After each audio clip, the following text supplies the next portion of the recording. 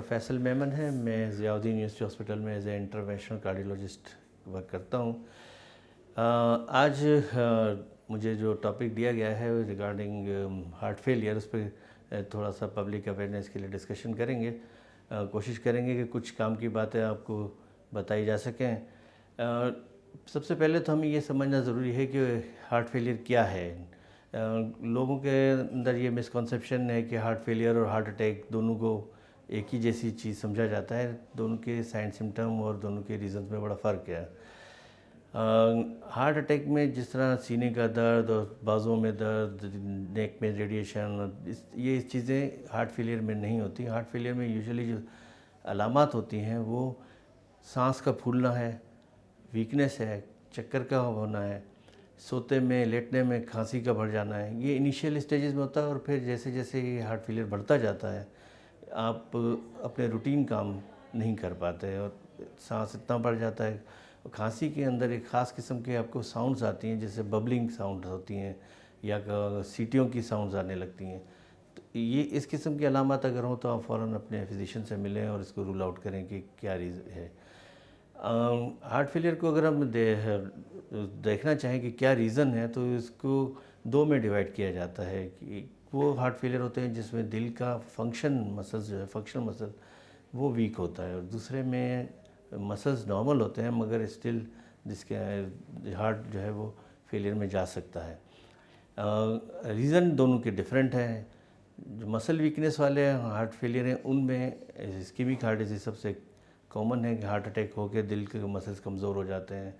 फिर valvular heart disease होती हैं जो इसकी वजह से वेल्व प्रॉपर काम नहीं करते। ये दिल के दरवाज़ों की तरह के होते हैं जो दिल के मसल्स को इतना स्ट्रेच कर देते हैं कि वो पंपिंग एबिलिटी उनकी ख़त्म हो जाती है। कुछ लोगों में ये जेनेटिकली होते हैं, कुछ लोगों में ये पैदाइशी कुछ डिजीज़ हैं, VHDs होते हैं या वेल्वों की डिसफंक्शन होते हैं, तो उसमें भी इस किस्म के हार्ट फेलियर डेवलप होते हैं। ऑटोइम्यून डिजीज़ हैं वो कर सकती हैं, कुछ मेडिसिन्स हैं, कीमोथेरेपीज़ हैं वो कर देती हैं। तो इस तरह के बेताशा रीज़न्स हैं जिसकी वजह से हार्ट मसल वीक हो जाता है। अच्छा, दूसरा जो है जिसमें हार्ट मसल नॉर्मल होते हैं और मगर फिर भी हार्ट फेलियर हो सकता है, उसमें जो सबसे बड़ा कॉज है वो ब्लड प्रेशर है। हाई ब्लड प्रेशर की वजह से मसल थिकनेस हो जाती है और वो हार्ट फेलियर कर देती है। इसके अलावा कुछ वेल्व जो हैं तंग होते हैं, जैसे एओर्टिक स्टेनोसिस हो गया या माइट्रल स्टेनोसिस हो गया, उनमें जो लेफ़्ट साइड हार्ट की थिकनेस और कॉन्ट्रैक्शन नॉर्मल होती है मगर स्टिल पेशेंट के गो इनटू हार्ट फेलियर।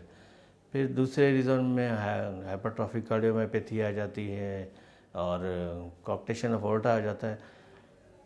ये वो रीज़न्स हैं जो नॉर्मली हम फेस करते हैं। इसके बाद जो ख़वातीन में ख़ास रीज़न है जो ज़चगी के दौरान होता है, जिसे हम पोस्टमार्टम CMP कहते हैं, उसमें भी दिल कमज़ोर हो जाता है और मरीज़ को आखिरी महीनों में सांस फूलने की शिकायत होती है और दिल फेलियर की तरफ चला जाता है। घर पे इसकी क्या एहतियात की जा सकती है? जब इनिशियल स्टेजेस में, क्योंकि इसके 4 स्टेज होते हैं, स्टेज 1 से स्टेज 4 तक हार्ट फेलियर। 4th स्टेज की मोर्टेलिटी बहुत हाई है, एक साल में तकरीबन 35% लोग जो है वो ज़िंदा नहीं रहते हैं। तो कोशिश ये की जानी चाहिए कि हार्ट फेलियर वहाँ तक ना पहुँचे। जो घर पे एहतियात की जा सकती है उसमें सबसे पहले आप अपनी जो एक्टिविटीज़ हैं उसको उतना लिमिट करें जो आप टॉलरेट कर सकते हो। एक्सरसाइज को इतना लिमिट करें कि आप चलें तो आपको जहाँ सांस फील हो, खांसी या नीच हो वहाँ रुक जाए। रात को सोते में सिरहाने को थोड़ा ऊंचा रख के सोएं ताकि लंग्स में पानी जमा ना हो। हार्ट फेलियर की जो एक और बड़ी प्रोग्रेसिव स्टेज होता है उसमें पाँव का सूजना होता है। ये जब लेफ़्ट के साथ राइट हार्ट भी इन्वॉल्व हो जाए, जिसे कंजेस्टिव हार्ट फेलियर कहते हैं, तो फिर उसमें उस तक पहुंचने में भी काफ़ी वर्सनिंग हो जाती है हार्ट फेलियर की।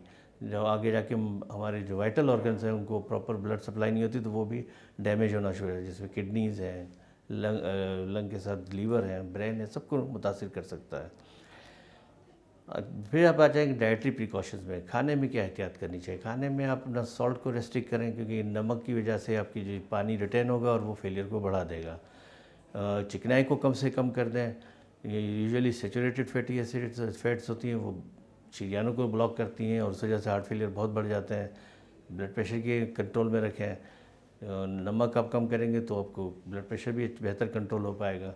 और जो ये जंक फूड है या स्ट्रीट फूड है उसका इस्तेमाल कम से कम करें।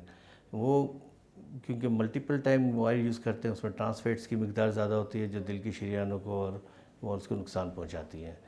फिर फ्रूट्स हैं, कुछ फ्रूट्स हैं जो दिल के लिए बेहतर हैं, जैसे अनार हो गया या ग्रेप फ्रूट हो गया, एप्पल है, ये चीज़ आप रूटीन में यूज़ कर सकते हैं। मगर हार्ट फेलियर के मरीज़ों में कोशिश ये करनी चाहिए कि जूसेस का इस्तेमाल इतना ज़्यादा ना रखें कि वॉल्यूम रिटेन करेंगे तो फेलियर बढ़ सकता है। सब्ज़ियों का इस्तेमाल बढ़ाएं, सब्ज़ियों में जो ज़मीन के ऊपर की तरफ सब्ज़ियाँ होती हैं वो ज़्यादा इस्तेमाल करें।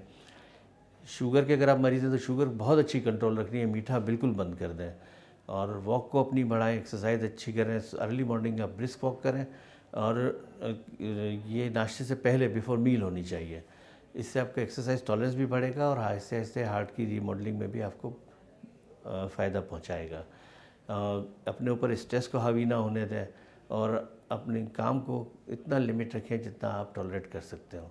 बाकी फैमिली के साथ वक्त गुजारें और खुश रहें। ये जो आप वीडियो इस वक्त देख रहे हैं वो कार्डियो टीवी पे।